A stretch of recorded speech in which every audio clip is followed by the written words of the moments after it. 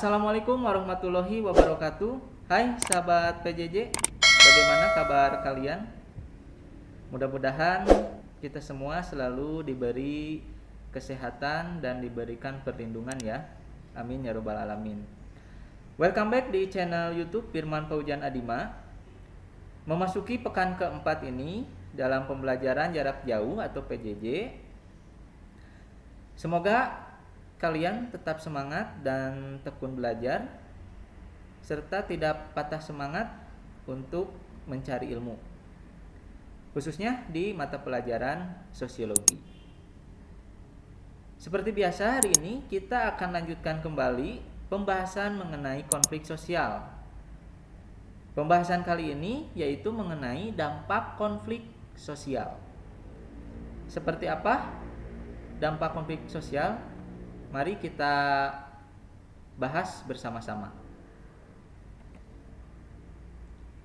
Tujuan pembelajaran hari ini yaitu melalui kegiatan belajar dari rumah atau BDR, kalian dapat menganalisis konflik sosial dan cara memberikan respons untuk melakukan resolusi konflik demi terciptanya kehidupan yang damai di masyarakat serta memetakan konflik untuk dapat melakukan resolusi konflik dan menumbuh kembangkan perdamaian di masyarakat mengenai dampak konflik sosial. Subtopik yang akan kita pelajari hari ini yaitu yang pertama mengenai dampak positif konflik sosial dan yang kedua dampak negatif konflik sosial. Oke, kita awali dari dampak positif konflik sosial.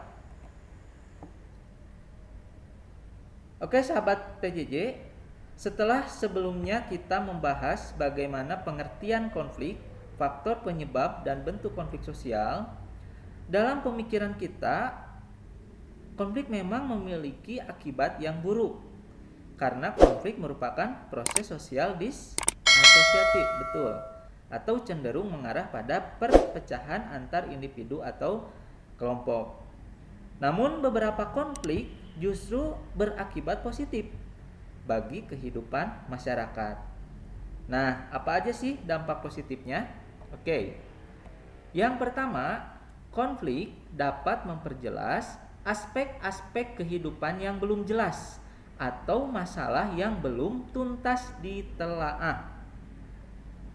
Contohnya, kalian pasti pernah melihat tayangan atau diskusi Indonesia Lawyers Club (ILC) di TV One yang menampilkan beberapa ahli, pejabat, masyarakat, dan individu-individu lain yang berkaitan dengan suatu permasalahan. Mereka saling berdiskusi. Dalam diskusi tersebut seringkali diwarnai perbedaan pendapat. Namun perbedaan pendapat ini justru memperjelas dan mempertajam suatu permasalahan sehingga dapat dicari suatu solusi yang tepat atas permasalahan tersebut. Itu contoh dampak positif konflik dapat memperjelas aspek-aspek kehidupan yang belum jelas. Yang kedua, konflik dapat memungkinkan adanya penyesuaian kembali norma-norma, nilai-nilai, serta hubungan sosial dalam kelompok bersangkutan dengan kebutuhan individu atau kelompok. Contohnya, konflik antara perusahaan dengan karyawan terkait jam lembur dan upah. Setelah diselesaikan, perusahaan dan karyawan sepakat untuk menyesuaikan kembali dengan pembaharuan aturan jam lembur dan kesepakatan mengenai upah. Kemudian yang ketiga, dampak positif yang ketiga, konflik meningkatkan solidaritas sesama anggota kelompok atau in-group solidarity yang sedang mengalami konflik dengan kelompok lain. Contohnya, konflik yang pernah terjadi antara Indonesia dengan Malaysia mengenai klaim batik.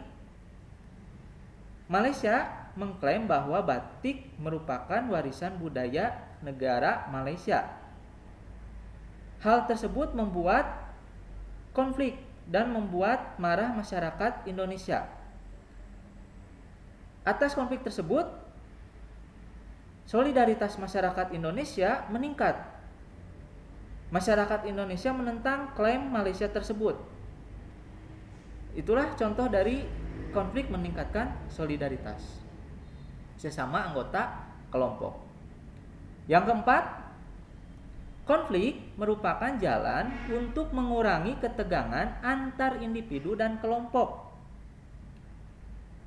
Contohnya, konflik yang disebabkan kesalahpahaman diselesaikan dengan cara bersilaturahmi dan saling memaafkan sehingga konflik itu mereda. Itu contoh dari dampak positif konflik merupakan jalan untuk mengurangi ketegangan antar individu. Yang kelima, konflik dapat membantu menghidupkan kembali norma-norma lama dan menciptakan kembali norma-norma baru. Contohnya, di masa pandemi ini, orang-orang dilarang untuk berpergian keluar rumah atau disarankan untuk tidak berpergian keluar rumah. Kemudian tidak boleh melebihi dari jam 8 malam. Nah, itu merupakan contoh bagaimana norma-norma lama hidup kembali dan menciptakan kembali norma-norma baru. Misalkan polemik penggunaan masker di masa pandemi. Nah, ini penggunaan masker menjadi norma atau aturan baru yang harus dipatuhi masyarakat.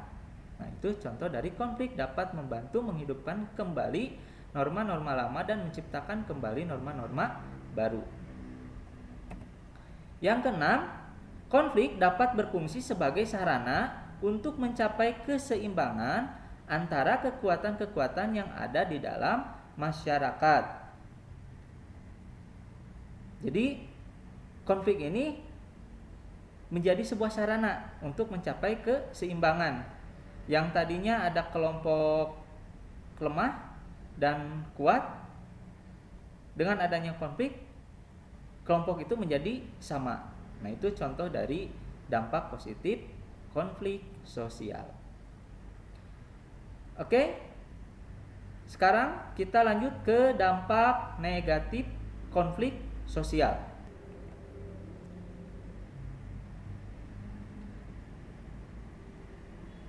Dampak negatif konflik sosial. Yang pertama, konflik sosial memicu rusaknya hubungan antar individu dan kelompok. Contohnya, konflik yang terjadi dalam pekerjaan yang melibatkan beberapa karyawan, sehingga hubungan antara karyawan menjadi rusak atau menjadi renggang.